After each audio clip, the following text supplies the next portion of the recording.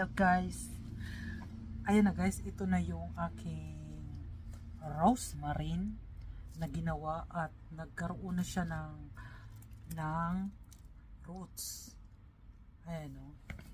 Kung nakikita niyo yung roots na yan, yan ang ginawa ko. Ito yung maraming roots. Ayan. So, ang gagawin ko ngayon guys ay itatanim ko na po siya dito. Dahil nagkaroon na siya ng roots ngayon, ito ang una kong sample. Ito ang una kong ginawa. Lahat ito una kong ginawa. Kaya alam ko na ngayon kung paano gawin yung rosemary para hindi na ako bili ng bili.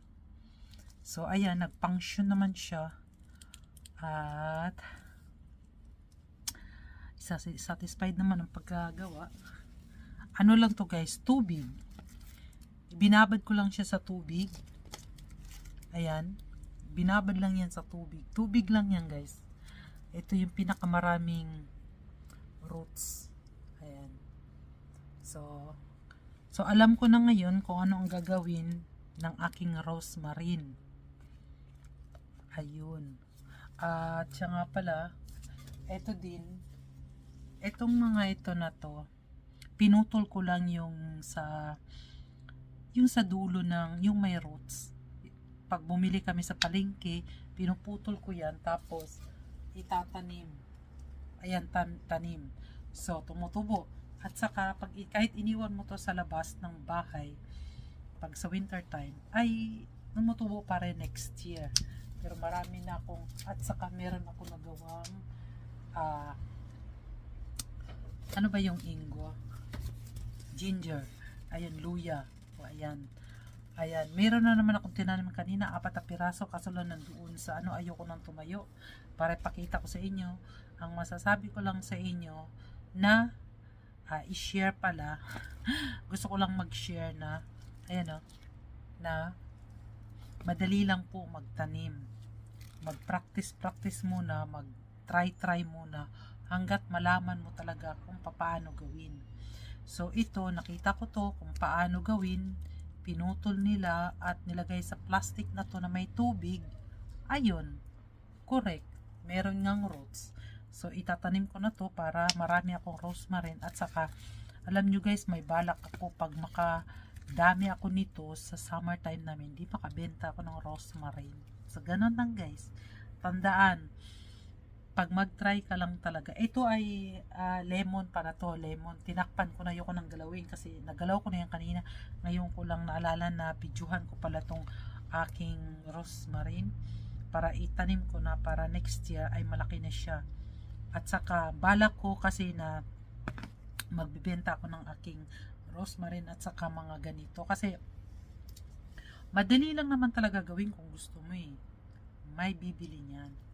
So, yun lang guys, try nyo lang lagi kung anong dapat gawin para alam nyo na kung anong dapat gawin. So nag-try ako nito, nag-function naman na may roots, so itanim ko na para makabenta ko, o diba?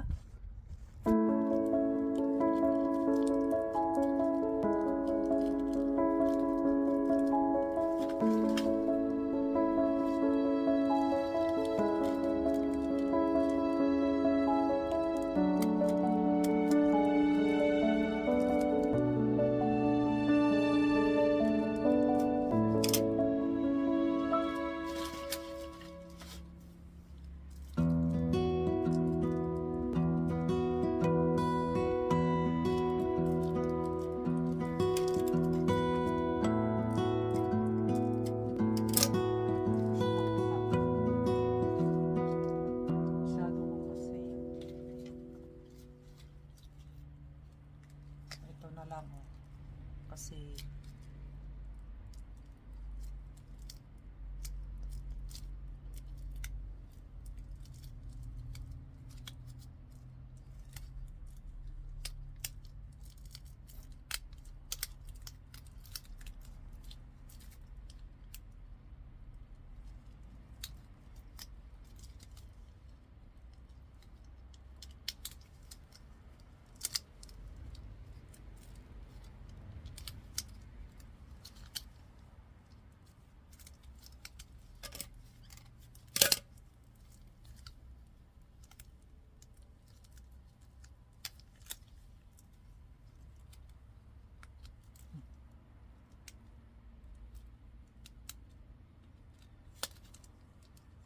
Masyado ko kasi siyang inano eh, tinali.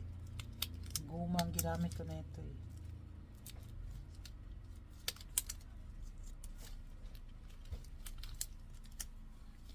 Ayan na siya. So, itatanim ko na siya.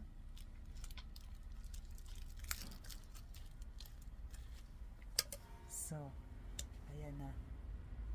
Diba? Tatanim ko na siya dito. Nandun pa rin yung tubig niya.